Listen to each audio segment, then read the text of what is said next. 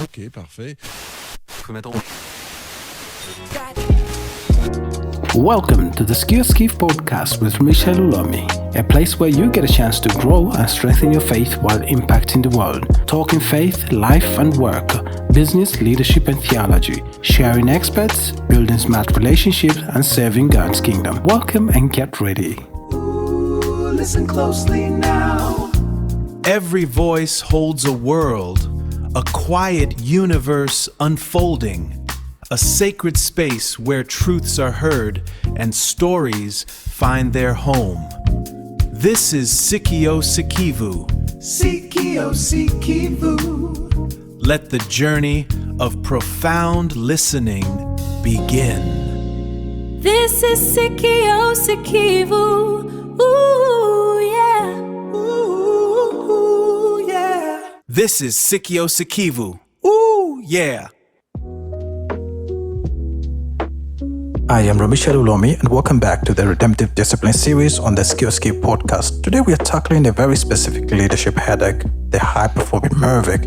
You know, the one, a salesperson who hits every target but is arrogant to the team, or the ministry leader who is incredibly gifted but refuses to follow the system. In HR, we often call them brilliant jerks. In the kingdom, we call them difficult disciples.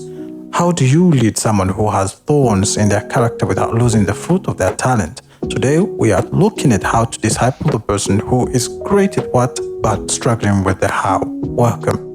In my 10 years of HR, I've seen leaders make one of the two mistakes. They either ignore the bad behavior because the person is too valuable to lose, or they fire them instantly because they are too difficult to manage. But kingdom leadership offers a third path, redemptive boundaries. You know, talent is not a get-out-of-jail-free card. In the kingdom of God, character is always the priority. You can have the skills of Bezalel, but if you have the heart of a rebel, you are a danger to the tabernacle. You are a danger to the company. If you allow a high performer to break the rules or mistreat others, you are telling the rest of your team that results matter more than people. You are trading your long-term culture for short-term profit. Remember John Mark in the book of Acts. He was talented, but he deserted the mission. Paul refused to take him along. He set a firm boundary. But later, Paul writes that Mark is helpful to me in my ministry. Discipline for the difficult disciple is often about temporary reassignments.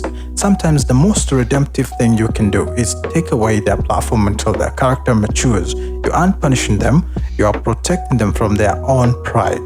Why are they difficult? Usually, high performers act out because of insecurity, a need for control, or past leadership trauma. Sit them down and say, you work in 10 out of 10, but your attitude is a 2 out of 10. I love you too much to let your attitude destroy your talent. Listen to the why. Are they bored? Do they feel unheard? Use your listening ear to find the root, then set the boundary. Friends, don't be afraid of difficult people. Some of the greatest leaders in the Bible were difficult because they were discipled.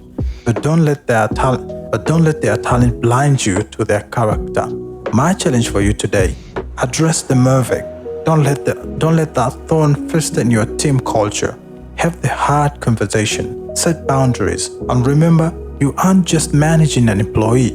You are discipling a soul. Thank you for joining me for episode 4. For more on handling thorny leadership issues, visit me at www.sikiosikivu.com. I'm Rumishael Ulomi. Until next time, listen with purpose and lead with a kingdom heart. Thank you for joining me. Have a brilliant time.